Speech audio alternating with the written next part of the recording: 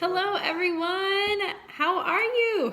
I hope everyone is well. I missed you lots. Today we are going to be reading a story together.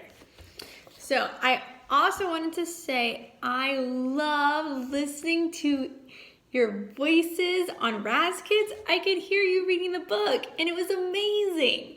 One thing I noticed, after you read the book, I noticed it asks you to record yourselves doing a retell of a story. Now that can be really tricky, retelling a story. So today I'm going to start telling you, and we're going to work on it for a couple of days, about how to retell a story. So two really important things you need to know whenever you retell a story are, drum roll please, you need to tell who the characters are. That's who is in the story. It can be people if the people are in the story, or maybe the book is about a dog and maybe the dog might be a character. So remember, when you're retelling a story, you always want to talk about the characters, who is in the story. So we'll be paying special attention to who our characters are in our book. You also want to know and say in a retell what the setting is. The setting is, some of you might know this already. What do you think a setting is? The setting is where a book is, where the story takes place. For example, does the story take place in a house? If it's in a house, the setting is the house. Or maybe it takes place in the forest. Then the setting would be the forest. So we're also going to be noticing where our setting is in our story. So characters and setting, the two things we're going to be looking for today. The book we are reading today is called It's Mine it's a fable by Leo Leone. It's a made-up story. It's a great book. He's a fantastic author. I love him. So some tricky vocab you will need to know for this book. This is an island. An island is a piece of land that's surrounded by water all around it. You can have a big island or you can have a tiny island. The island is the land.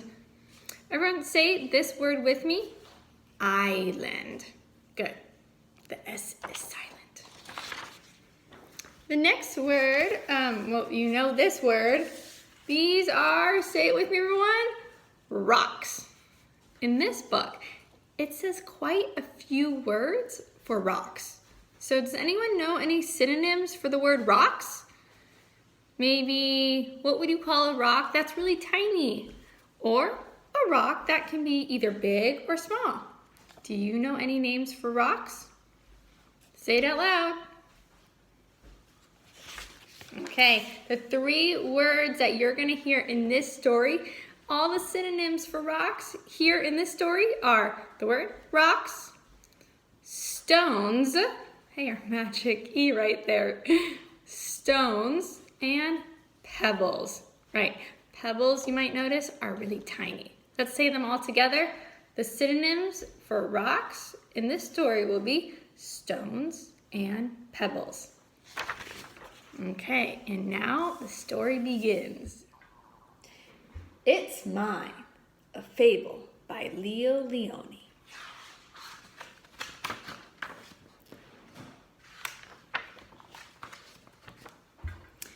In the middle of Rainbow Pond, there was a small island. Smooth pebbles lined its beaches, and it was covered with ferns and leafy weeds. Look at that beautiful nature. On the island lived 3 quarrelsome frogs named Milton, Rupert, and Lydia. They quarreled and quibbled from dawn to dusk. I wonder what quarreled or quibbled mean. But they don't look like they're getting along. out of the pond, yelled Milton. This water is mine. They sound like they're arguing. Quibbled and quarreled must have something to do with arguing. Get off the island, shouted Rupert. The earth is mine. The air is mine, screamed Lydia as she leaped to catch a butterfly. And so it went. How could the air or the earth be theirs? These characters. One day, a large toad appeared before them. I live on the other side of the island, he said, but I can hear you shouting, it's mine, it's mine, it's mine, all day long. There is no peace because of your endless bickering. That must mean fighting too. You can't go on like this, said the toad. With that, the toad slowly turned around and hopped away through the weeds.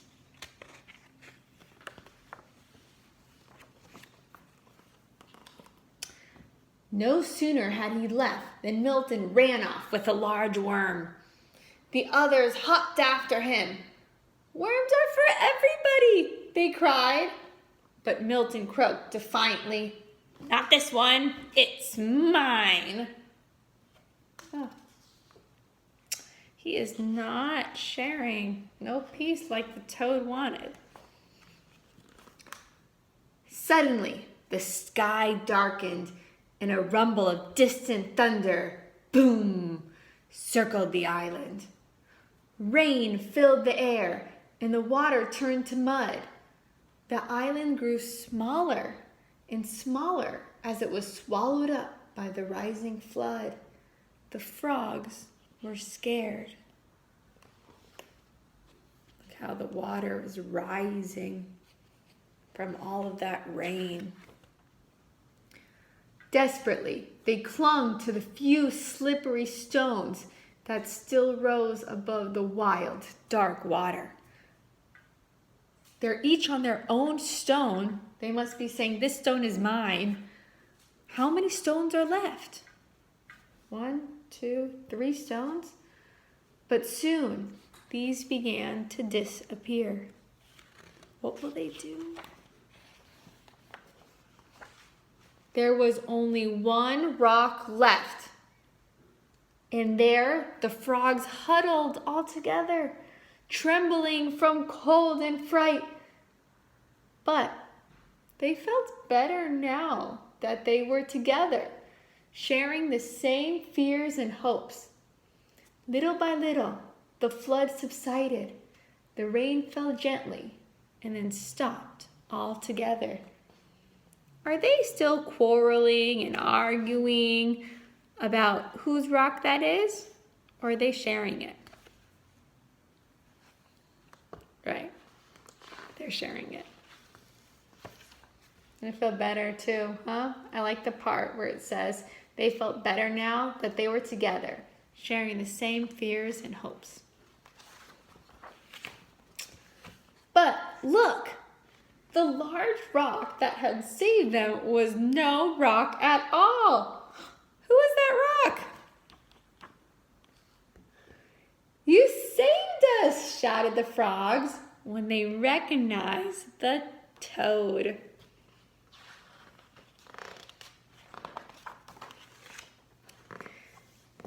The next morning, the water had cleared. Sun rays chased silver minnows on the sandy bottom of the pond. Joyfully, the frogs jumped in, and side by side, they swam all around the island. Together, they leaped after the swarms of butterflies that filled the air. Do they look happier, jumping in the air together? And later, when they rested in the weeds, they felt happy in a way they they had never felt before. "Isn't it peaceful?" said Milton.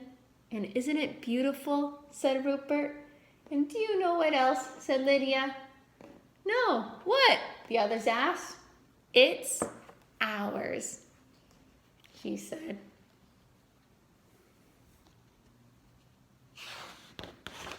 The end. So now we're going to practice retelling the story, "It's Mine." So if someone were to ask me, "Could you retell the story, 'It's Mine'? Tell me what it's about." So I think, what's important for me to include? Oh, right, if I'm retelling a story, it's really important I talk about the setting, where it was, and the characters. Who's in the story? So I drew a picture to help me talk about the characters and the setting of the book, "It's Mine." So here's my picture that I drew to help me think of the characters and the setting. So first I wanted to think the setting. Oh, this story is in an island. So the story takes place in an island. That's the setting. The characters in this story are 3 frogs. Their names are Milton, Rupert, and Lydia. There's also another character named Toad in this story. Can you say the characters and the setting in the story? Go ahead. The 4 characters in this story are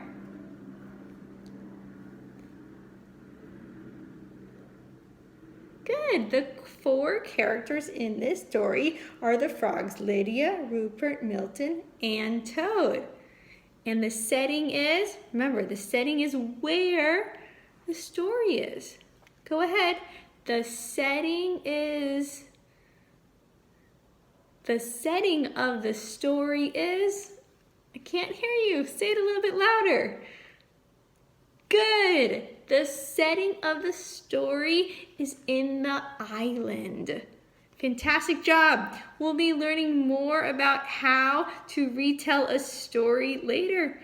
Keep up the good work. Now what I want you to do is read a story. It can be a book you have or a book from Raz Kids, and I want you to practice retelling the story by focusing on saying who the characters are and the setting.